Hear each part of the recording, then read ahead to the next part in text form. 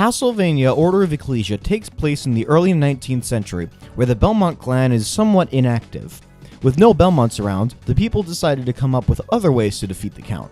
One organization, Ecclesia, has been trying to think of new ways to fight against the Vampire Lord. Their leader, Barlow, has reached a breakthrough and calls upon one of Ecclesia's members, Shanoa, to wield the power of Dominus, the most powerful glyph that will be able to destroy Dracula. Glyphs are special weapons created by mankind in an attempt to fight against Dracula, Shanoa being the only person who can absorb these glyphs, and she does so in order to get new weapons. It's very similar to Arya's tactical soul system. However, Albus, another member of Ecclesia, is a little pissed off because Barlow promised him the power of Dominus. But Barlow believes Albus is unfit to be the bearer, so Albus is a little more than peeved. So Shanoa meets up with Barlow to perform the ritual so Shanoa can receive the power of Dominus. But an enraged Albus interrupts the ritual, takes Dominus for himself, and leaves Ecclesia. Unfortunately, interrupting this ritual gave Shanoa amnesia. So now, Shanoa must journey to not only find her memories, but to find Albus and get Dominus back. And now the game begins, and while this is a Metroidvania game, it's a bit more linear. Rather than one big open world, there's a map where you can select which area you want to explore. The main hub being a town where you'll find many townsfolk who will aid you in your quest and give you many side missions as well.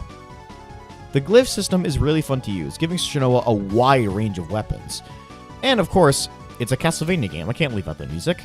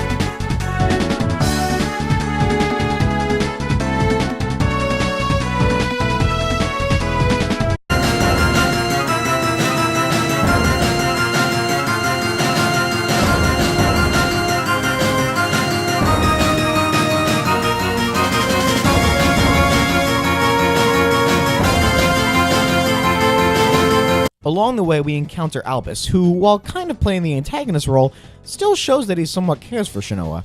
He even goes so far as to straight up give her some of Dominus, making him a very intriguing and somewhat confusing character. That being said, I like him a lot. Eventually, Albus tells us that Dominus is Dracula's power. It was created using his remains. Baffled by this, Shanoa returns to Barlow to ask if this is indeed true. And here, Barlow confirms that Albus was not lying. He also explains that the vessel for Dracula's power is in Ecclesia's base, and that their purpose is to destroy it. However, the glyphs proved ineffective. That's why they had to use Dracula's power to create a new glyph that could destroy it. Fight fire with fire, as Barlow says. We encounter Albus again, who this time tells us why he gave us the parts of Dominus. He didn't know how to absorb glyphs, so he gave them to Shanoa to see how it's done. Then he absorbs the final piece for himself. But it seems to be too much for him, and he quickly rushes off before things go from bad to worse. The next time we encounter Albus, he seems a little bit off. The darkness of Dracula's power is beginning to consume him since he can't control Dominus.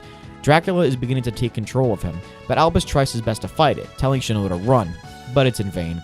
A boss battle ensues, and upon his defeat, Shanoa gains the last piece of Dominus. And here, Shanoa also gains all of Albus's memories. We learn that Albus wanted to be the bearer of Dominus in order to protect Shanoa, as it could put a huge strain on her and possibly even kill her. Albus truly loves Shanoa like a sister. Albus, now sealed inside Dominus, reveals his plan to Shanoa. He was trying to find a way to control Dominus and was searching the villagers for any connection to the Belmonts, hoping that since their bloodline defeated Dracula, that was the key to controlling this power. Unfortunately, his plan failed, so he makes Shanoa promise to never use Dominus, as it will cost her her life. And with that, Albus' spirit fades from this world. Shanoa then confronts Barlow and calls him out on his bullshit. And here we learn that Barlow is completely insane. He believes that the greatest honor is sacrificing one's life for the betterment of mankind. And now that Albus proves Shanoa isn't the only one who can use glyphs, he decides to take that power for himself. And since he no longer needs Shanoa, he attempts to kill her. And after we defeat him, we learn that he wasn't trying to destroy Dracula, but resurrect him. And unfortunately, he succeeds in doing so, and Shinoa must now defeat the Lord of Darkness. She journeys to Dracula's castle to finish the job. Shinoa uses Dominus to defeat Dracula, breaking her promise to Albus. However, she doesn't die, and in fact, Albus' soul is still inside Dominus. When she used the glyph, all the darkness dissipated, and Albus found a way to return her memories. But Dominus still needs a soul to be sacrificed, so Albus takes her place and dies instead, giving him the one last chance to save her he was looking for. Before he goes, he asks Shinoa to give him one final wish. He just wants to see her smile one last time. I'm not crying! You're crying! The castle crumbles and Shinoa's left all alone. Jesus, what a downer of an ending! But that doesn't change the fact that this is a fantastic game. Truly one of the best games in the series. It's so beloved by many, and many consider it to be the last true Castlevania. While I disagree, I get where they're coming from, as after this, the series gets a little interesting. For example, did you ever want a Soul Calibur rip-off Castlevania fighting game? No? Well, too bad. Come back tomorrow for Castlevania Judgment.